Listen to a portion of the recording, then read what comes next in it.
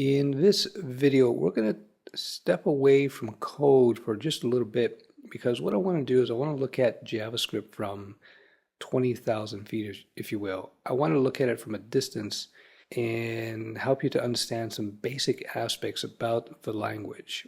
Don't worry, I'm not going to go into too much nerd detail, but it's important that you understand something about JavaScript, its basic structure moving forward, because it's just going to make it much easier for you to take in the new stuff. And by the way, we're just a hop, skip, and a jump from getting into some practical JavaScript like form validation and stuff like that. So let's just jump into this, and I think you'll see how important it is to learn. So what exactly I want to teach you is, well, the title says it, JavaScript OOP. OOP is short for Object-Oriented Programming.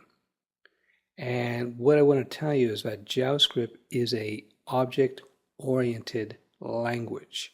So that's a mouthful, and in about 2 minutes you're going to understand what that means. In front of you is this really basic diagram that I created to help you understand why JavaScript is called an object-oriented language. If you think about that sentence, it's telling you the JavaScript language is oriented to be in the form of objects. Oriented meaning, it's like sexual orientation. Some people are gay, some people are straight. JavaScript is oriented, okay, it's not the greatest analogy, but you get the idea. JavaScript is oriented, is designed to be made up of a series of objects. So pretend this gray box here is the JavaScript engine, is JavaScript, and pretend, I got these little objects here, what I created. So let me just drag them in so you get the idea of what I'm talking about. See, you see, JavaScript is actually made up of all kinds of independent objects. And each of these objects, you see the little gears here, have their own set of functionality, their own jobs, the things that they can do. And that's why I got little gears. So an object may have many different tasks, many different functionalities, think functions, and they can have just a couple. So JavaScript is basically laid out this way. The program itself is built up by having a series of discrete objects, basically independent from each other. And these objects each have their own set of functionalities or set of functions. So if I was going to make an analogy of this, let's pretend that JavaScript was a McDonald's, for instance, a restaurant. Inside the restaurant, you have a bunch of people, and let's call these people objects.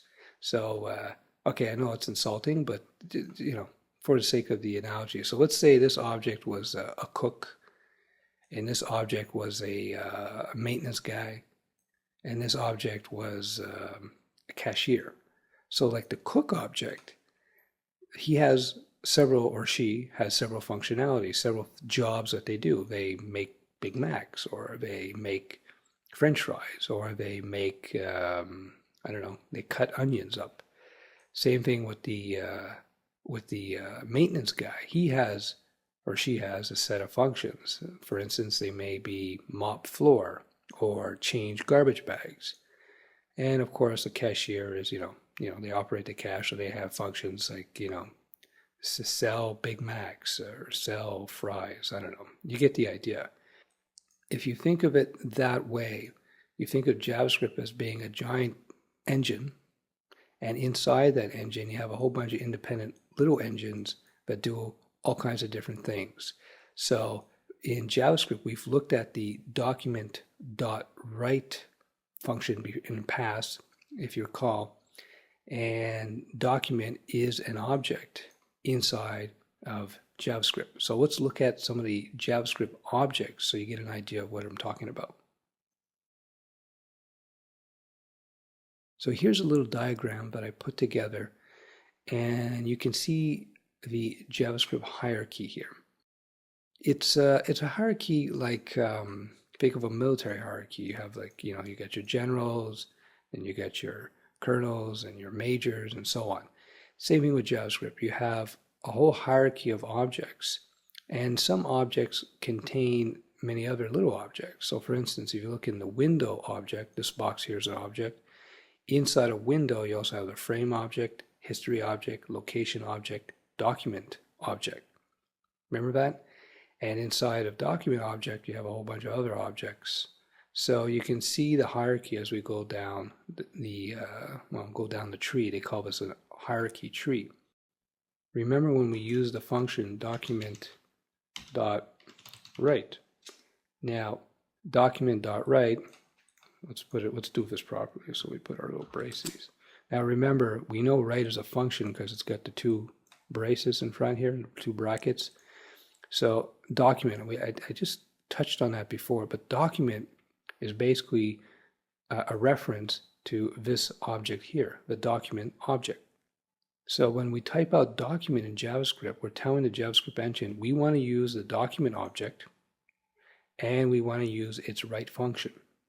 We don't see the write function under document here because I'm not listing the functions inside of all of these objects. These are just a set of objects.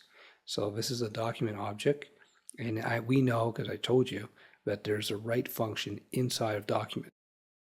The document object happens to contain a whole bunch of other very useful functions, and the reason I've made it bold here is because it's probably the most important object in the entire JavaScript hierarchy. Video is that JavaScript is a language that's made up of all kinds of little objects. In each of these objects, you have all kinds of functionality. Each object is responsible for one or many different functions. And I taught you about this one, the document write function. And you notice a little period here. I'm going to jump ahead. You see this little period here between document dot and then we have write. So this dot tells JavaScript that we are looking for something, a function, inside of the document object. You can think of this dot as an arrow. They call them, programmers call them pointers. In some other languages, they actually use an arrow kind of like this. So now you know why there's a dot. When we wrote document.write, you know why there's a dot, because when JavaScript sees the dot, it knows that we're looking for the function write, and we know that JavaScript knows we're looking for a function because we put the braces here rather. It knows we're looking for a function in the document object. I hope that makes sense. We're going to jump into this a lot more in future videos, so I think this will clarify this for you if it's a little hazy. So again, just take away that JavaScript is basically a language made up of a whole bunch of little objects that live inside the JavaScript engine, and each object is responsible for a whole bunch of jobs, a whole bunch of tasks, a whole bunch of functions that it has.